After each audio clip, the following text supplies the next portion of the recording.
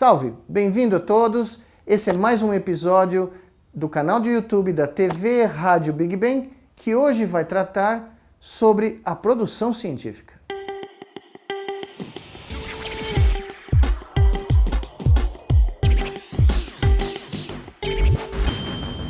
Um dos primeiros aspectos que é importante mencionar brevemente nessa série é como é que funciona a produção científica de um laboratório, e particularmente um laboratório como o nosso, que faz pesquisas na área de ciências biomédicas, né? As pessoas têm a sensação que ciência é um troço mágico, que você vai lá, faz um experimento e já está tudo pronto para relatar, discutir, comunicar, e não é assim. Eu notei isso muito claramente na época da Copa do Mundo, quando a gente fez a demonstração da abertura da Copa, né, do Juliano chutando a bola com exoesqueleto. No dia seguinte, as pessoas estavam cobrando a gente onde estavam os trabalhos publicados sobre a demonstração. Quer dizer, isso mostra claramente que as pessoas não têm a menor ideia de como é que funciona um processo de produção científico.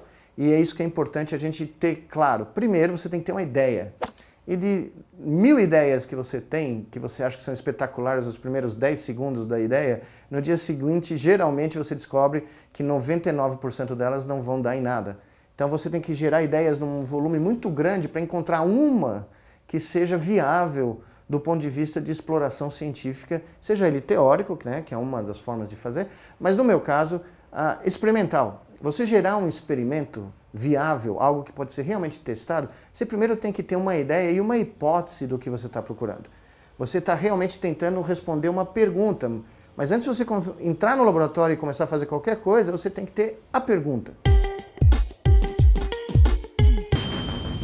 Quando você tem uma boa pergunta, mesmo que a resposta seja negativa, mesmo que você vá lá e descubra que a sua hipótese era incorreta, você falsifique a sua hipótese, a contribuição é muito importante para a ciência, porque vai evitar que outras pessoas sigam esse caminho e percam tempo buscando algo que não vai dar em nada.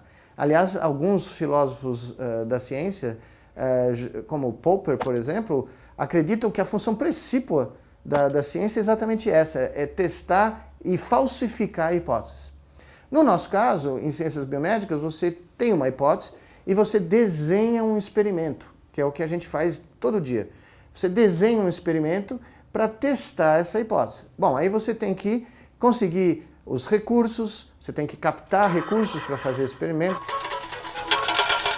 Você precisa ter um laboratório, você precisa ter pessoas trabalhando com você, porque em neurociência hoje as equipes são extremamente grandes, multidisciplinares, elas requerem envolvimento de diferentes tipos de profissional. Na minha área de neuroengenharia, por exemplo, eu hoje tenho estudantes de ciência da computação, engenharia, eu tenho até filósofos trabalhando no laboratório, gerando hipóteses e discutindo teoricamente quais são as implicações dos nossos achados. Quando você decide o experimento e você põe no papel todos os passos, aí você está pronto para realizar que para mim é o ato fundamental, é você realmente criar uma representação da sua hipótese e tentar fazer o processo de validação ou falsificação. Na verdade, você faz os dois ao mesmo tempo, quando você está realizando o experimento.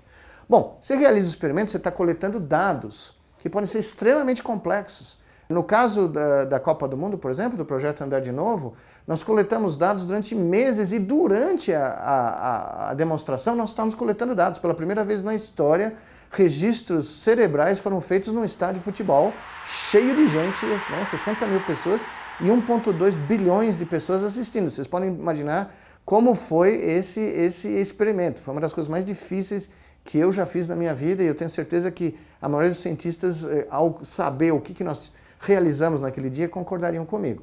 Uma vez que você coleta, e no nosso caso nós estamos falando de dezenas de terabytes de dados coletados, você tem que, uma vez que o experimento foi concluído, aí você vai analisar os dados. E o que as pessoas talvez não saibam é que a análise dos dados pode demorar anos. Por exemplo, lá no CERN, na Suíça, o maior acelerador de partículas do mundo, os experimentos podem durar segundos, mas a análise dos experimentos pode demorar anos. O material é tão grande, a informação que coletada é tão grande, que você leva anos analisando os dados. Bom, meses depois, quando você analisou os dados, você tem que escrever, relatar o que você encontrou. Vai levar mais uns 3, 4 meses para você escrever um documento. Aí, você tem que mandar esse documento para uma revista especializada que vai julgar o mérito de tudo isso que eu acabei de falar, da sua ideia, da sua hipótese, da qualidade dos experimentos, dos seus dados e das suas conclusões. E aí vem um ponto que provavelmente ninguém sabe.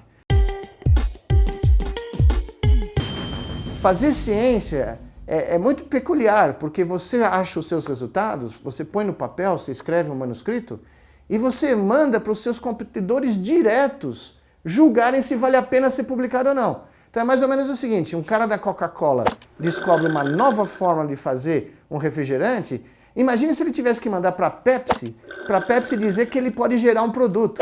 Quer dizer, todo mundo acha que ciência, cientistas são diferenciados, pessoas que vivem no Olimpo, que só pensam no bem da humanidade. Welcome to reality. Não é nada disso. O cara que está lá e que vai receber esse relatório está competindo com você.